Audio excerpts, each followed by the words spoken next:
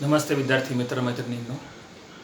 गेल्या तासाला आपण पाहिलं की दोन समांतर रेषांना एका छेदिकेने छेदले असता होणारे संगत कोन एकरूप असतात, होणारे विक्रम कोन एकरूप असतात आणि त्यांचे आंतरकोन मात्र पूरक असतात. हे आपण गेल्या तासाला पाहिलं. आज आपण पाहणार आहोत रेषांच्या समांतरतेच्या कसोट्या.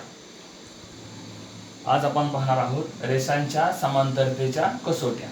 एकूण 3 कसोट्या आपल्याला पाहायच्या आहेत. पैकी पहिली आहे आंतरकोन कसोटी, दुसरी आहे विक्रम कोन कसोटी आणि तिसरी आहे संगत कोन कसोटी. पैकी आंतरकोन कसोटी म्हणजे काय ते आपण व्याख्येच्या सहाय्याने समजून घेऊया. आंतरकोन कसोटी काय सांगते? दोन भिन्न रेषांना एका छेदिकेने छेदले असता छेदिकेच्या एका बाजूच्या आंतरकोनांची बेरीज 180 अंश असेल तर त्या रेषा समांतर असतात. आकृतीमध्ये या ठिकाणी रेषा L आणि रेषा M दिलेली आहे. दोन रेषा समांतर आहेत किंवा नाहीत आपल्याला माहिती नाही. रेषा N ही त्यांची छेदिका आहे. वर दिलेल्या विधानावरून आपण काय लिहू शकतो की जर त्याने काय सांगितले विधानामध्ये दोन भिन्न रेषांना एका छेदिकेने छेदले असता छेदिकेच्या एका बाजूच्या आंतरकोनांची बेरीज 180 असेल. या ठिकाणी A आणि B हे आंतरकोन आहेत. त्यामुळे जर कोन A अधिक कोन B बरोबर 180 अंश किंवा या ठिकाणी आपण मेजर कोन पण म्हणू शकतो. जर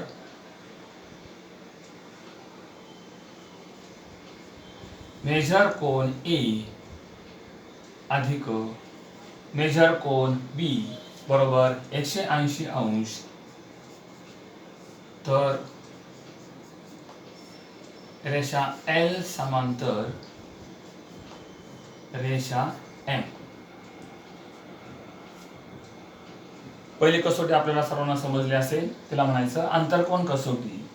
जर आंतरकोन हे पूरक असतील, पूरक म्हणजेच मापांची बेरीज 180, जर A अधिक B या मापांची बेरीज 180 असेल तर रेषा L आणि रेषा M या समांतर आहेत असं आपण म्हणू शकतो. त्याचप्रमाणे दुसरी जोडी सुद्धा आपण घेऊ शकतो. या ठिकाणी समजा कोणाचं माप आहे P आणि ते आहे Q. P अधिक Q जर 180 असेल तरी सुद्धा आपण असं म्हणू शकतो की रेषा L समांतर रेषा M. ही झाली समांतर रेषांची आंतरकोन कसोटी. दुसरी कसोटी आहे विक्रम कोन कसोटी. दोन रेषांना एका छेदिकेने छेदले असता होणाऱ्या विक्रम कोनांची एक जोडी एकरूप असेल तर त्या रेषा समांतर असतात. या आकृतीमध्ये विक्रम कोनांची एक जोडी दाखवलेली आहे. पण या ठिकाणी कोणाचं माप घेतलेलं आहे A आणि दुसऱ्या विक्रम कोनाचं माप आहे B.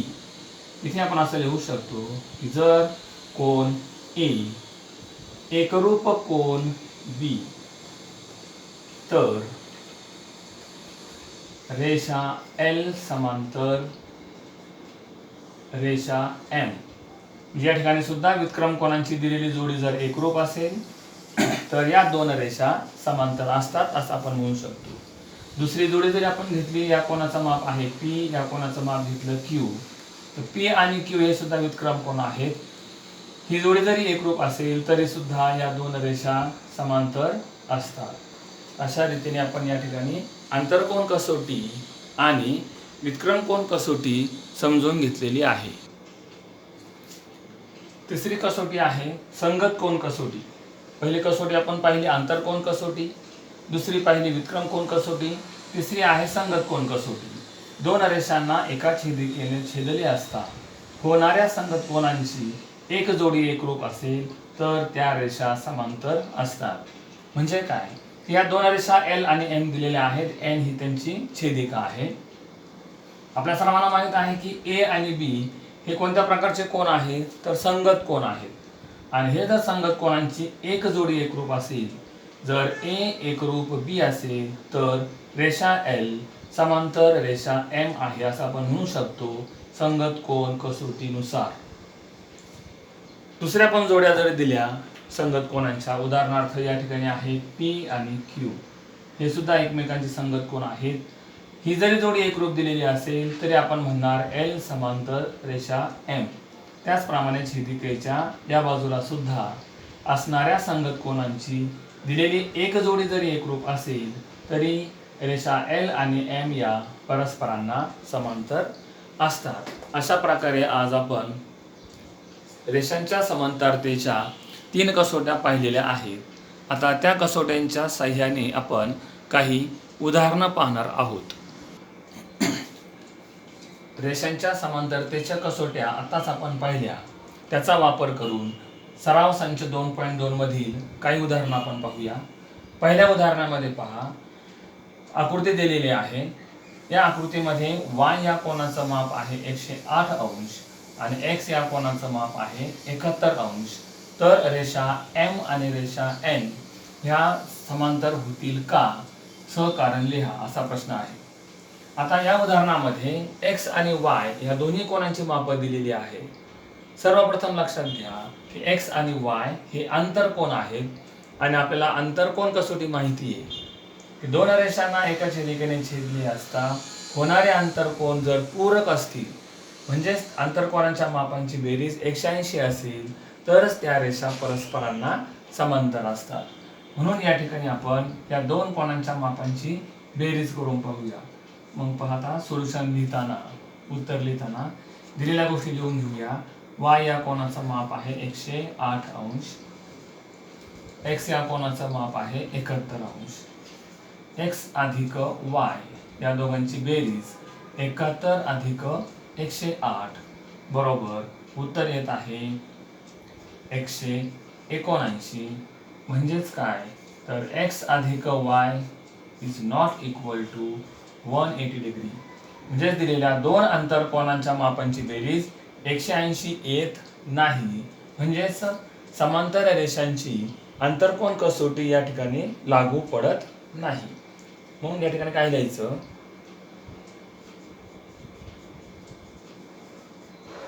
रेषांच्या समांतरतेची आंतरकोन कसोटी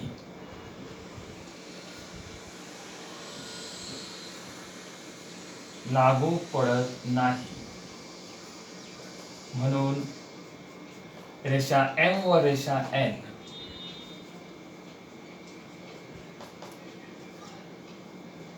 या समांतर नाहीत. सर्वांना पहिले उदाहरण समजलं असेल. ते जर याच उदाहरणामध्ये x ची किंमत जर आपण 72 अंश घेतली असती किंवा 72 अंश जर दिलेली असती प्रश्नामध्ये तर 72 अधिक 108 बरोबर 180 आले असते. मग या ठिकाणी आपण म्हटलं असतं की x अधिक y बरोबर 180. रेषांच्या समांतरतेच्या आंतरकोन कसोटीनुसार रेषा M आणि रेषा N ह्या परस्परांना समांतर आहेत. जर x चं माप 72 दिलं असतं तर या उदाहरणामध्ये मात्र या दोन रेषा परस्परांना समांतर नाहीत. आता आपण दुसऱ्या उदाहरणाकडे जाऊया. या ठिकाणी रेषा L आणि रेषा M या दोन रेषांची रेषा N ही छेदिका आहे. कोन A आणि कोन B हे एकरूप आहेत. तर सिद्ध करायचं आहे की रेषा L समांतर रेषा M या दोन रेषा परस्परांना समांतर आहेत हे आपल्याला सिद्ध करायचं आहे. मग त्यासाठी आपल्याकडे समांतरतेच्या 3 कसोट्या आहेत, संगत कोन कसोटी, आंतरकोन कसोटी आणि व्युत्क्रम कोन कसोटी. मग या उदाहरणामध्ये आपण A चा विरुद्ध कोन C हा मदतीला घेऊया. आपल्या सर्वांना माहित आहे की दोन रेषांना एका छेदिकेने छेदले असता होणारे विरुद्ध कोन एकरूप असतात. त्यामुळं A चा विरुद्ध कोन आणि C चं माप हे दोन्ही पण समान असणार आहेत. पहिली स्टेप कशी येईल पहा.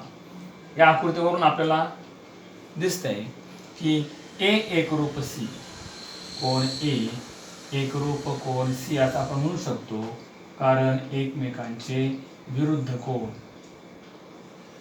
आपल्याला माहिती आहे की विरुद्ध कोन नेहमी एकरूप असतात. ही झाली इक्वेशन नंबर 1, समीकरण नंबर 1. A एकरूप C त्यानंतर C एकरूप B हे दोन एकमेकांचे संगत कोन आहेत. त्यामुळं कोन सी, सॉरी या ठिकाणी पहा पुन्हा एकदा सर्वांनी लक्ष द्या, कोन ए एकरूप कोन सी, कारण दोन्ही कोन एकमेकांचे विरुद्ध कोन आहेत, याला म्हटलं आपण समीकरण नंबर 1. परंतु उदाहरणामध्ये काय दिले आपल्याला, कोन ए एकरूप कोन बी.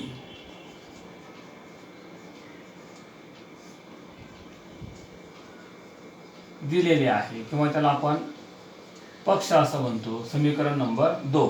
कारण ए एकरूप बी आपण घेऊ शकत नाहीये, कोणत्या प्रकारचा त्या ठिकाणी तसा संबंध दिलेला नाही, कारण या दोन रेषा समांतर आहेत की नाही हे आपल्याला माहित नाहीये. आपल्याला ते सिद्ध करायचं आहे की रेषा एल समांतर रेषा एम, एल आणि एम या समांतर आहेत हे आपल्याला सिद्ध करायचं आहे. त्यामुळं ए च्या जोडीला आपण सी कोन घेतला, विरुद्ध कोन आहेत एकरूप, समीकरण नंबर 1. ए एकरूप बी, दुसरे इक्वेशन आपण लिहिलं, दुसरं समीकरण लिहिलं, कारण ते आहे पक्ष. व 1 व 2 वरून आपल्या असं लक्षामध्ये येईल की या दोन्ही समीकरणांची डावी बाजू सारखी आहे. जर डावी बाजू सारखी असेल तर उजवी बाजू सुद्धा सारखी असते, म्हणजेच कोन सी एकरूप कोन बी. डावी बाजू सारखी असेल तर उजवी बाजू सुद्धा सारखी असते. म्हणजे काय सिद्ध झालं या ठिकाणी की कोन सी हा कोन बी शी एकरूप आहे. आणि जर सी आणि बी हे एकरूप असतील तर आपल्याला माहित आहे की सी आणि बी हे एकमेकांचे संगत कोन आहे. आणि दोन रेषांना एका छेदिकेने छेदले असता होणारे संगत कोन जर एकरूप असतील तर निश्चितपणे त्या रेषा परस्परांना समांतर असतात. म्हणून आपण या ठिकाणी लिहू शकतो की रेषा एल समांतर रेषा एम. कारण काय तर समांतरतेची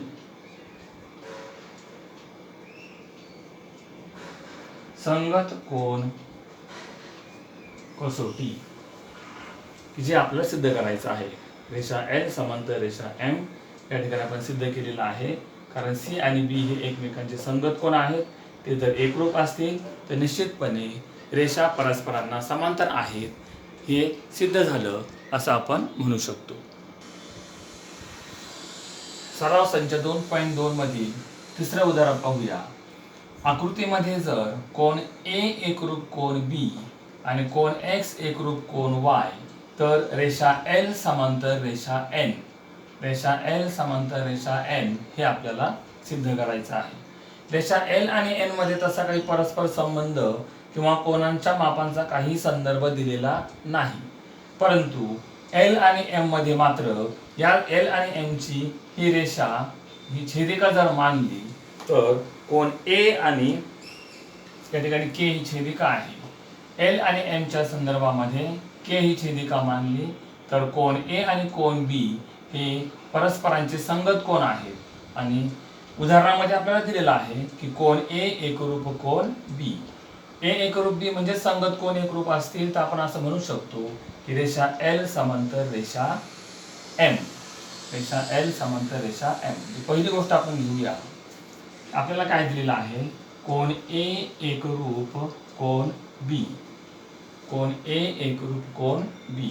तर रेषा एल आणि एम च्या संदर्भात के ही छेदिका असेल तर ए आणि बी हे परस्परांचे संगत कोन आहेत. आणि संगत कोन जर एकरूप असतील तर आपण या ठिकाणी म्हणू शकतो की रेषा एल ही रेषा एम ला समांतर आहे. रेषा एल समांतर रेषा एम. याचं कारण समांतरतेची संगत कोन कसोटी. संगत कोन जर एकरूप असतील तर रेषा समांतर असतात. हे झालं समीकरण नंबर 1. आता आपण रेषा एम आणि रेषा एन कडे जाऊया. रेषा एम आणि एन च्या संदर्भात सुद्धा के ही त्यांची छेदिका आहे. आणि या उदाहरणामध्ये मात्र कोन एक्स आणि कोन वाय दिल्या कारणाने एम आणि एन च्या संदर्भामध्ये आपण ही त्यांची छेदिका मानूया. दोन समांतर रेषांना जर एका छेदिकेने छेदलं तर एक्स आणि वाय हे झेड आकारातले कोन म्हणजेच व्युत्क्रम कोन आहेत आणि ते सुद्धा एकरूप आहेत असं दिलेलं आहे. म्हणजेच कोन x एकरूप कोन y हे परस्परांचे व्युत्क्रम कोन आहेत आणि ते एकरूप आहे असं उदाहरणामध्ये दिलेलं आहे. त्याला आपण जे दिलेलं आहे त्याला आपण म्हणतो पक्ष. या ठिकाणी सुद्धा कोन x एकरूप कोन y हे दिलेलं आहे, म्हणून आपण असं म्हणू शकतो की रेषा m ही रेषा n ला समांतर आहे. रेषा m समांतर रेषा n. कंसामध्ये कारण देऊया. समांतरतेची व्युत्क्रम कोन कसोटी. व्युत्क्रम कोन एकरूप आहेत म्हणून m आणि n या सुद्धा समांतर आहेत. त्याला म्हणूया आपण इक्वेशन नंबर 2. आता समीकरण 1 आणि 2 वरून आपण काय म्हणू शकतो पहा. l ही m ला समांतर आहे, m ही n ला समांतर आहे, म्हणजेच n ही n ला सुद्धा समांतर आहे, जे आपल्याला सिद्ध करायचं आहे. जर l हा m चा भाऊ असेल, m हा n चा भाऊ असेल, तर नक्कीच l आणि n हे भाऊ असतात असा नियम आहे गणितामध्ये सुद्धा.